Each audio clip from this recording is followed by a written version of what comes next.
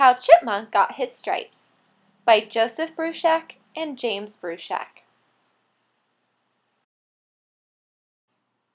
One autumn day long ago, Bear was out walking. As he walked, he began to brag. "I am Bear. I am the biggest of all the animals. Yes, I am. I am Bear. I am the strongest of all the animals. Yes, I am. I am Bear. I am the loudest of all the animals. Yes, I am. I am Bear. I am Bear. I can do anything. Yes, I can." As soon as Bear said these words, a little voice spoke up from the ground. "Can you really do anything?" Bear looked down. He saw a little brown squirrel standing at his hind legs. "Can you really do anything?" Brown Squirrel asked again. Bear stood up very tall. "I am Bear. I can do anything. Yes, I can." "Can you tell me the sun not to rise tomorrow morning?" Brown Squirrel asked. "I have never tried that before, but I am Bear. I can do that. Yes, I can." Bear turned west to face the sun. It was the time when the sun always goes down. Bear stood up to his full height and spoke in a loud voice. "Sun, do not come up tomorrow."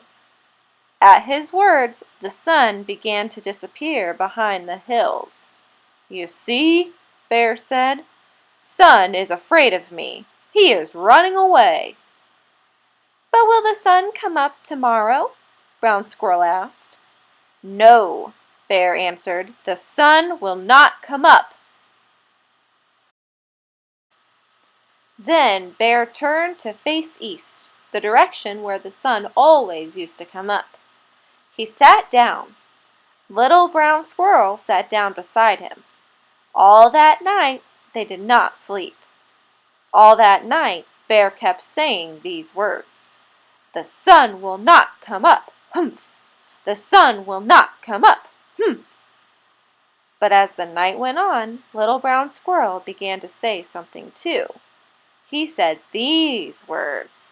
"The sun is going to rise. Ooh! The sun is going to rise. Ooh!" All through the night they sat there. One by one, other animals gathered around them. Fox and wolf, deer and moose, rabbit and porcupine, hawk and owl, otter and beaver, frog and turtle, and even the little mice came. They wanted to see who would be right, Bear or Brown Squirrel. This is what the other animals heard. "The sun will not come up. Humph! The sun is going to rise. Ooh! The sun will not come up. Humph! The sun is going to rise. Ooh!" Finally, it was just before dawn, the time when the sun always used to come up. "Look," said Turtle, "a little bit of red is starting to show." "Yes," said Owl, "I believe the sun will rise today."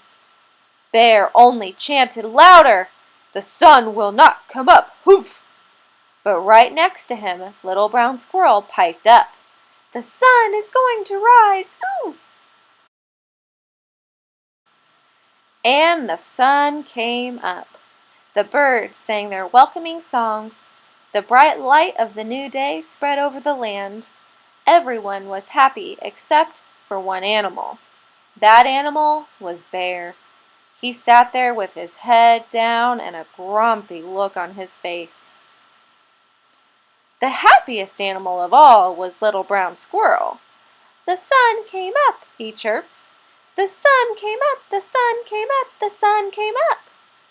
Brown Squirrel was so happy he forgot what his wise old grandmother had told him when he was very young. "Brown Squirrel," his grandmother had said, "it is good to be right about something, but when someone else is wrong, it's not a good idea to tease him." Now Little Brown Squirrel began to tease Bear. "Bear is foolish, the sun came up. Bear is silly, the sun came up. Bear is stupid, the sun..." Whomp! Bear's big paw came down on Little Brown Squirrel, pinning him to the ground. Bear leaned over and opened his huge mouth. "Yes," Bear growled, "the sun did come up. Yes, I do look foolish, but you will not live to see another sunrise. You will not ever tease anyone else again, because I, Bear, am going to eat you." Brown Squirrel thought fast. "You are right to eat me," he said. "I was wrong to tease you. I would like to say I am sorry before you eat me. But you are pressing down on me so hard I cannot say anything. I cannot say anything at all. I can't even breathe.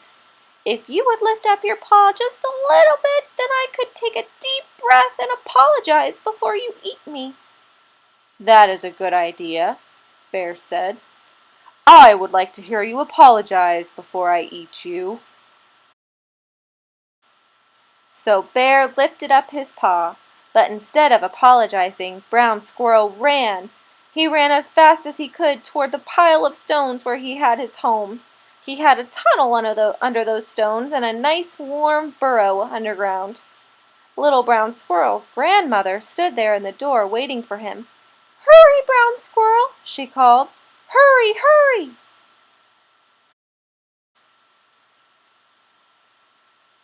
Little Brown Squirrel dove for the door to his home, but Bear was faster than he looked. He grabbed for Little Brown Squirrel with his big paw. Bear's long, sharp claws scratched Brown Squirrel's back from the top of his head to the tip of his tail. But Brown Squirrel got away. Deep down in his burrow, where Bear couldn't get him, Brown Squirrel curled up next to his grandmother and slept all winter while those scratches on his back healed. When spring came again, Little Brown Squirrel came out of his hole and looked at himself.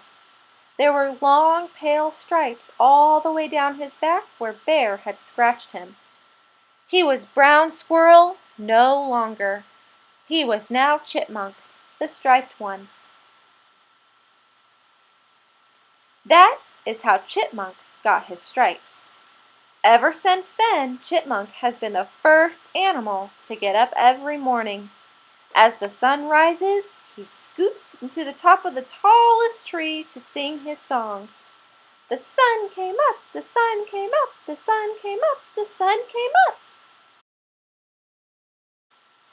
And ever since then, Bear has been the last animal to get up. He doesn't like to hear Chipmunk's song. It reminds him, as it reminds us all, that no one, not even Bear, can do everything. The end.